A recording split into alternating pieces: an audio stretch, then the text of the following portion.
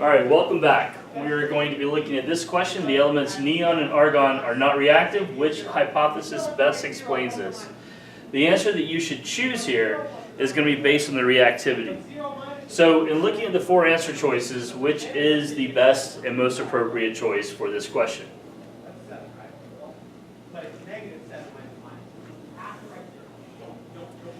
So the reason that these elements are not reactive is going to be D, that they have the maximum possible number of electrons in their outermost shell. Remember that everything in group 18 is considered to be non-reactive because they are noble gases and they have complete valence levels. Therefore, they will not seek to gain or lose any electrons. Alright, so we're looking at ionic versus covalent bonds. According to placement in the periodic table, which of these best explains why an ionic bond is the most likely type of bond formed between a metal and a non-metal? So take a moment to look at the answer choices and try to answer this on your own, and we'll move forward.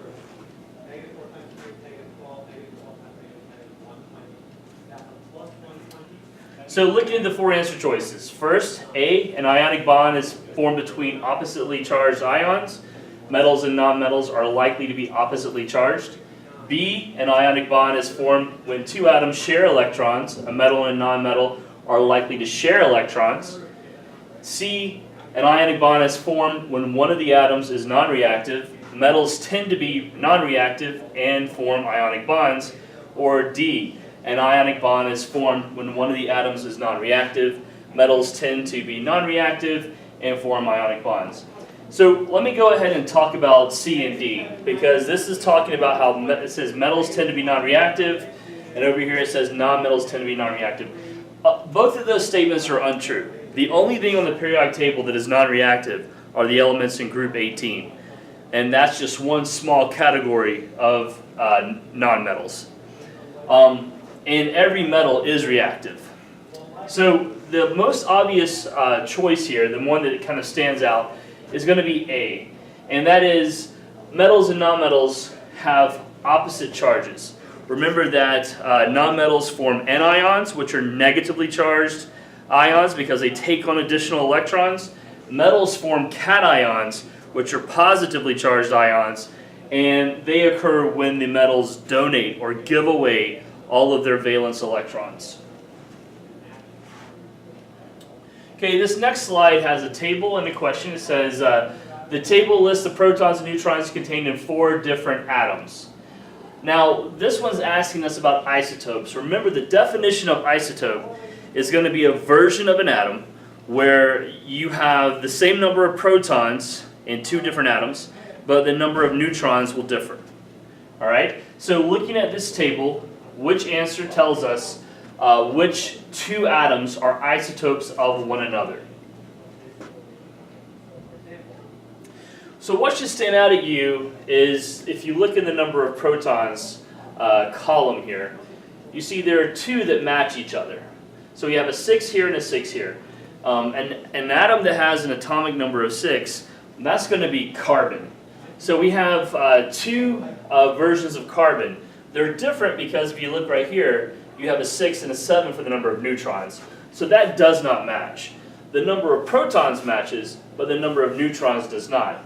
So it looks like atom 2 and 3 are going to be the same element, but different isotopes of that same element. So you should have chosen for this answer letter C.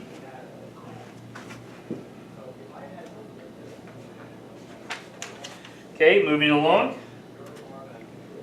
Alright, here this kind of shows you an example, giving you a visual display.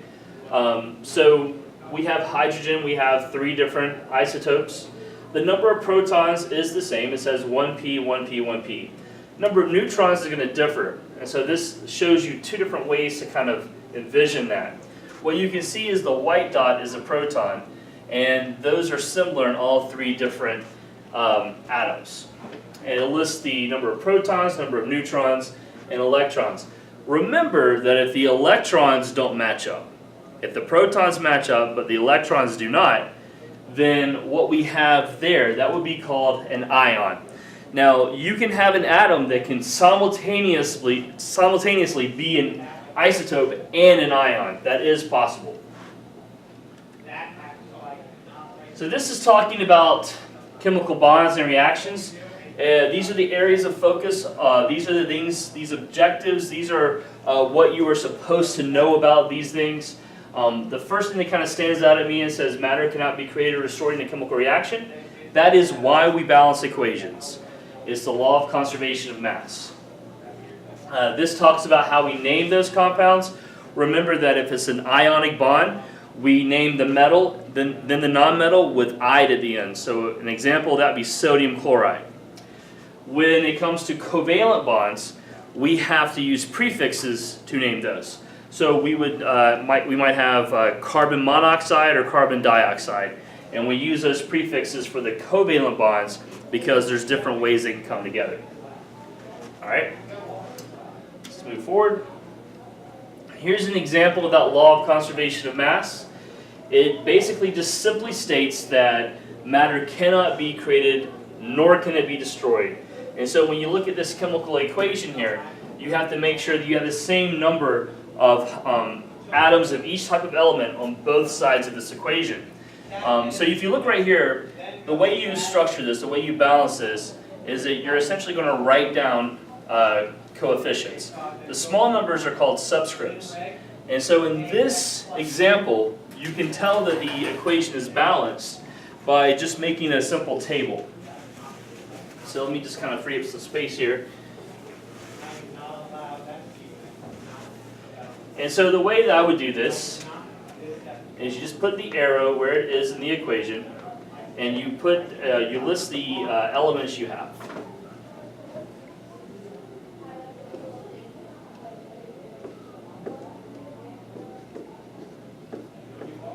All right. And so what you can do is you can look and see how many of the hydrogens you have. 2 times 2 is 4, so you have 4 hydrogens. 2 times 1, so if there's no coefficient, you can assume or you can imagine that there's a 1 there. So 2 times 1 is 2.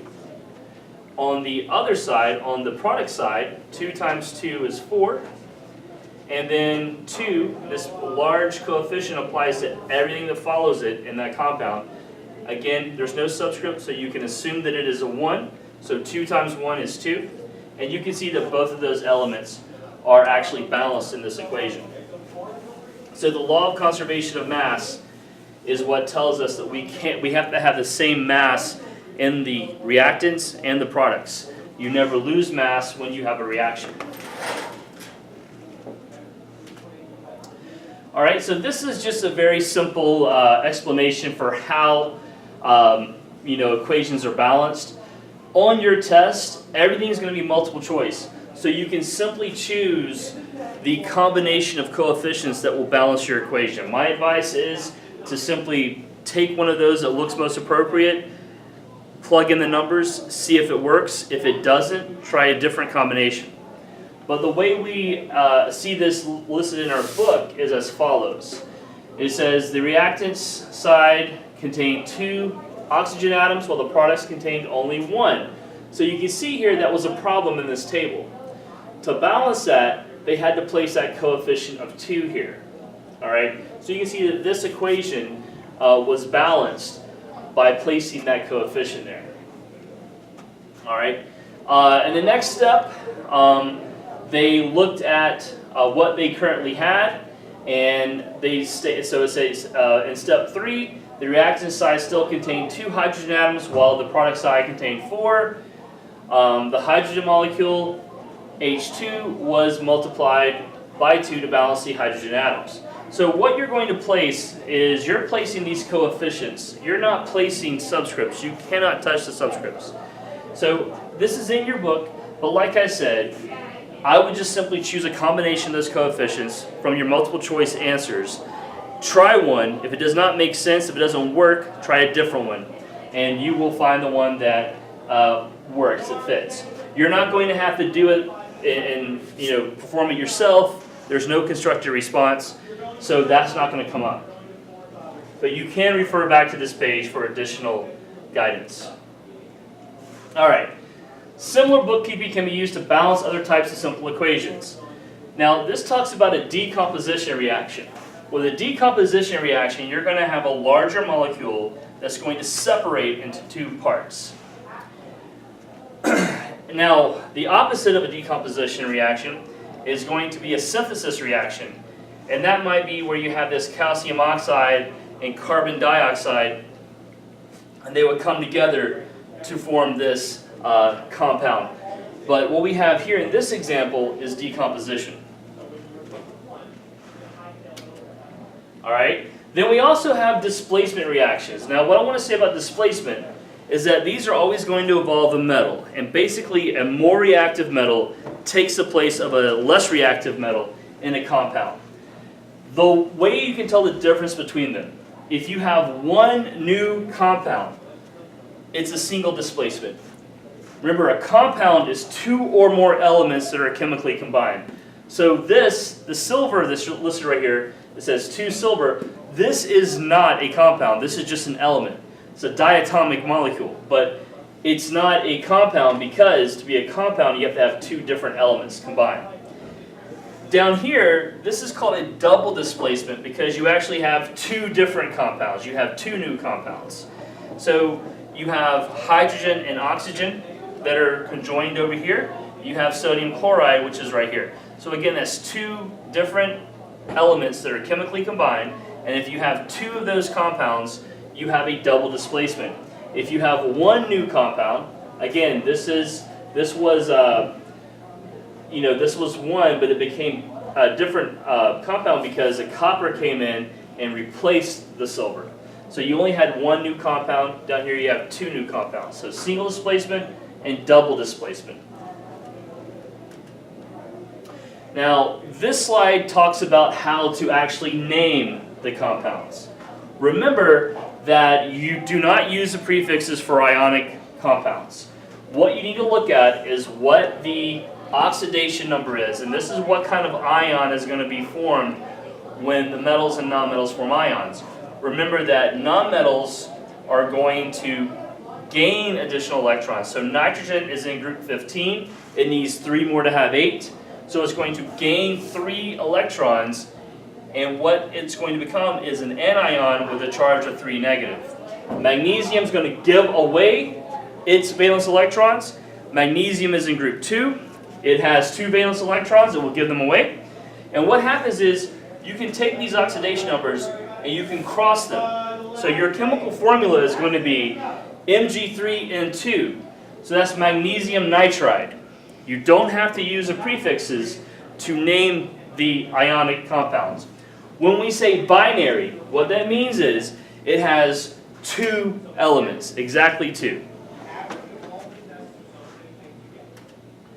On the other hand, when you want to name binary covalent compounds, and again that word binary means 2, you have to use prefixes. And the reason for that is that you can have different combinations of these elements. Remember what the prefixes are. Mono is 1, di is 2, tri is 3, etc. This is listed in your book, but you should also have it in your notes. But the reason we have to use these, and again, covalent compounds occur when 2 nonmetals share electrons.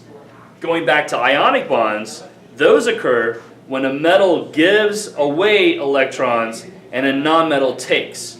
So the metal has a positive charge, the nonmetal is going to have a negative charge, and they're going to come together because opposites attract. But here we have to use prefixes because we can have a situation where we have this compound or this compound. When nonmetals come together, they can come together in different ways. So we have to use these prefixes to differentiate. In this one, I would have carbon monoxide, whereas right here, I would have carbon dioxide. You don't have to use a prefix for the first compound if it only has 1 atom. So I don't have to start with mono. I don't begin any kind of covalent compound with the word mono. Alright, so now we're going to get into solutions. These are mixtures. So remember that an element and a compound, those are pure substances. Anything that is not an element or compound is going to be a mixture. One of those kinds of mixtures is a solution. To have a solution, you need a solute and a solvent. The solvent is going to be the larger portion of something. So if you're making Kool-Aid, the Kool-Aid the Kool-Aid powder is the solute, the water is the solvent. If you put the right amount, the precise amount to where it holds as much as possible and cannot hold any more, we call that saturated. If you put some in, but you could still mix in some more, it is unsaturated. And if you put in too much, so much in fact that you see it begin to collect at the bottom, that is referred to as supersaturated. And there's a few things you can do to increase the solubility of a substance. First of all, you can grind something down and crush it and make it into smaller particles so it has more surface area. That can be possible. And you can also heat it up. If you heat up something, it will also increase the solubility. And if you stir it, it will also dissolve more. Sometimes we refer to stirring as agitation. So a solubility curve is shown right here. What you can see for potassium chloride, as you increase the temperature, you increase the solubility. If something is on this line, it is considered to be saturated. If something is above this line, it is considered to be supersaturated. If it is below this line, it is unsaturated. We're going to stop right here and continue later. Thank you.